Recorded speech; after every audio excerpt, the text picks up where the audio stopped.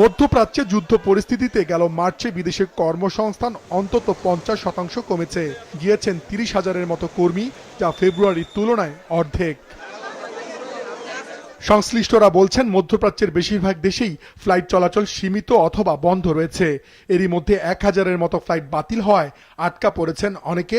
যুদ্ধ পরিস্থিতিতে পুরাতন কর্মীরা কাজ হারানোর ঝুঁকিতে আছেন। অন্যদিকে কমেছে নতুন কর্মীদের কাজের সুযোগও।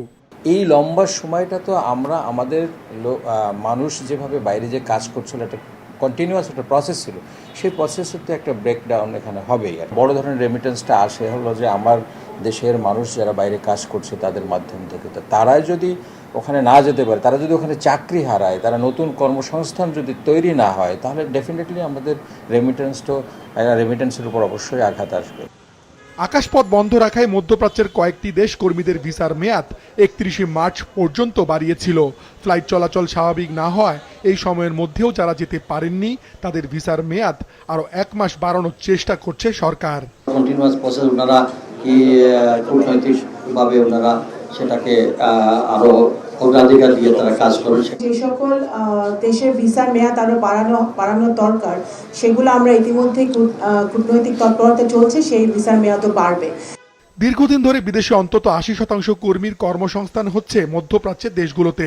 সংকট কাটাতে বিকল্প কর্মসংস্থানের চেষ্টা চলছে বলে জানিয়েছেন প্রবাসী কল্যাণ প্রতিমন্ত্রী।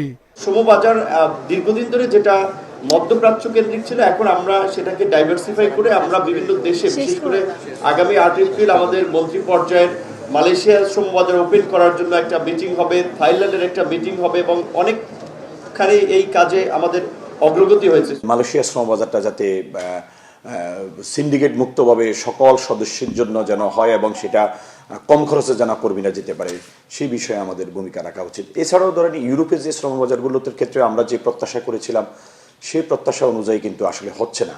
বিশেষ করে ইন্ডিয়াতে গিয়ে আমাদের কর্মীদের ভিসা করতে হয়, সেই ভিসা করার ক্ষেত্রে একটা জটিলতা হয়। তো সেই জন্য আমাদের সেখানে যাওয়ার যে প্রবণতা, সেই প্রবণতাটা কমে গেছে।